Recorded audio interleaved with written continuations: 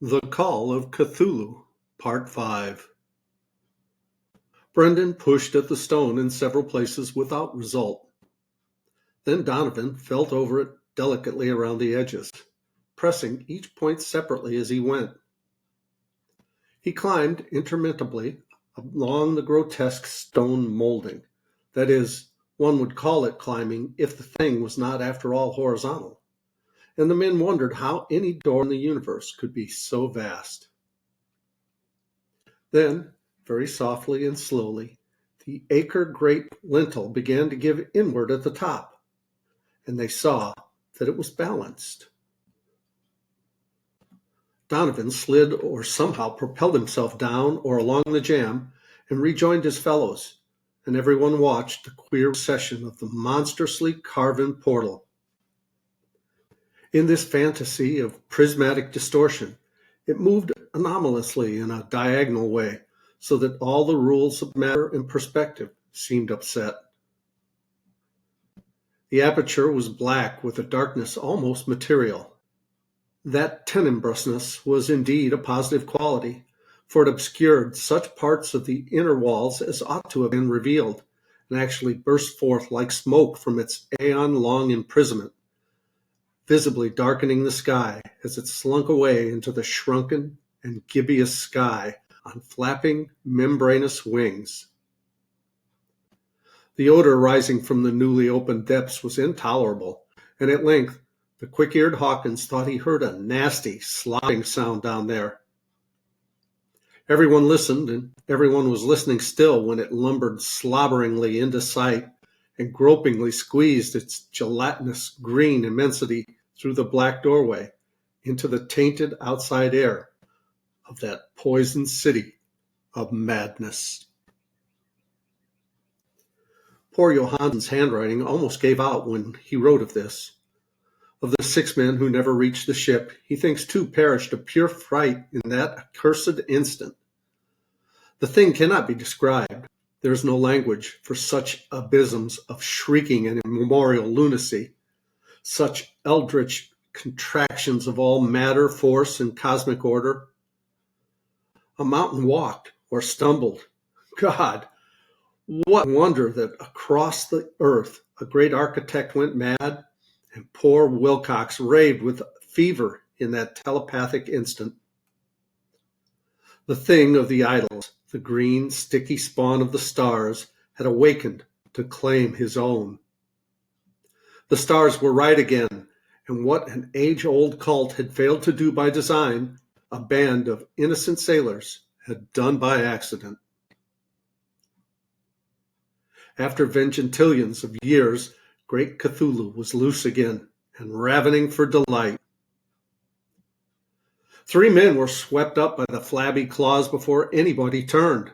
God rest them, if there be any rest in the universe. They were Donovan, Guerrera, and Angstrom.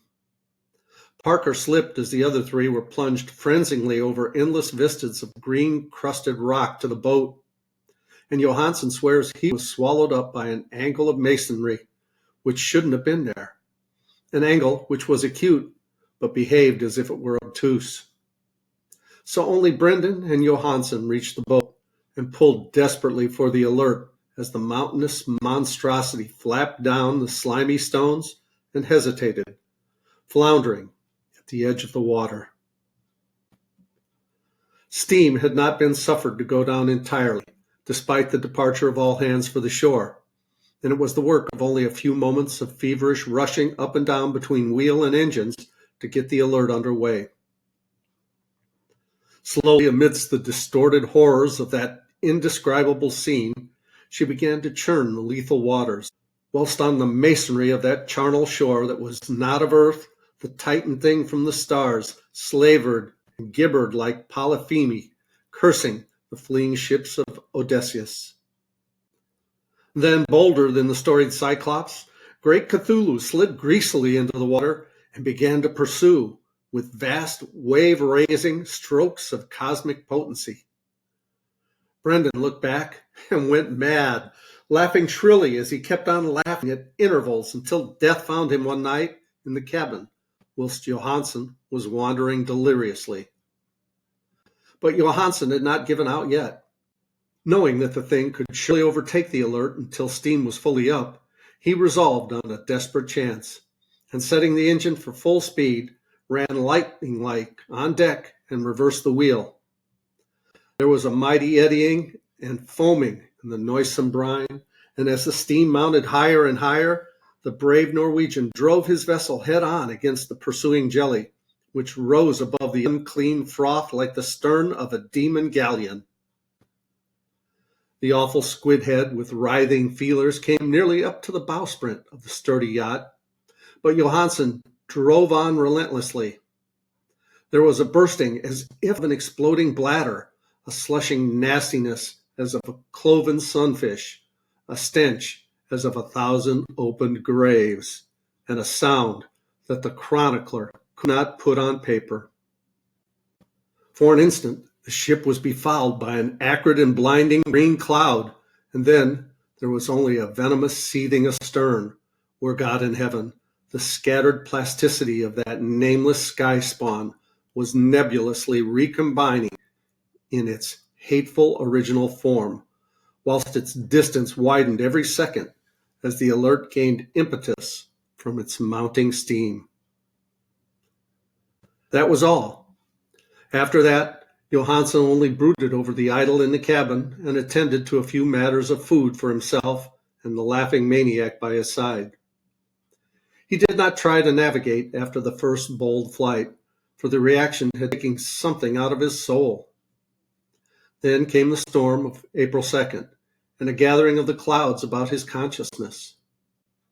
There is a sense of spectral whirling through liquid gulfs of infinity, of dizzying rides through reeling universes on a comet's tail, and of hysterical plunges from the pit to the moon, and from the moon back again to the pit, all livened by a cachinnating chorus of the distorted, hilarious elder gods and the green bat-winged mocking imps of Tartarus.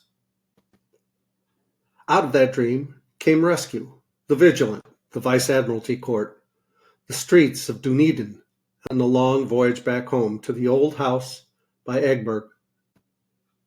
He could not tell. They would think him mad. He would write of what he knew before death came, but his wife must not guess. Death would be a boon if only it could blot out the memories. That was the document I read, and now I have placed it in the tin box besides the bas-relief and the papers of Professor Angel. With it shall go this record of mine, this test of my own sanity, wherein is pieced together that which I hope may never be pieced together again. I have looked upon all that the universe has to hold of horror, and even the skies of spring and the flowers of summer must ever afterward be poison to me. But I do not think my life will be long. As my uncle went, as poor Johansen went, so I shall go. I know too much, and the cult still lives. Cthulhu still lives too. I suppose again in that chasm of stone which has shielded him since the sun was young. His accursed city is sunken once more, for the Vigilant sailed over the spot after the April storm. But his ministers on earth still bellow and prance and slay around idol-capped monoliths in lonely places. He must have been trapped by the sinking whilst within his black abyss, or else the world would by now be screaming with fright and frenzy. Who knows the end? What has risen may sink, and what has sunk may rise. Loathsomeness waits and dreams in the deep, and decay spreads over the tottering cities of men. A time will come, but I must not and cannot think.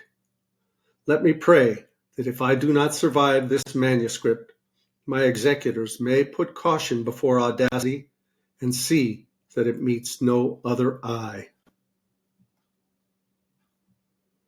Well, thank you so much for listening. Please like and subscribe. Leave a comment below. I love you guys. As Tigger says, ta-ta for now.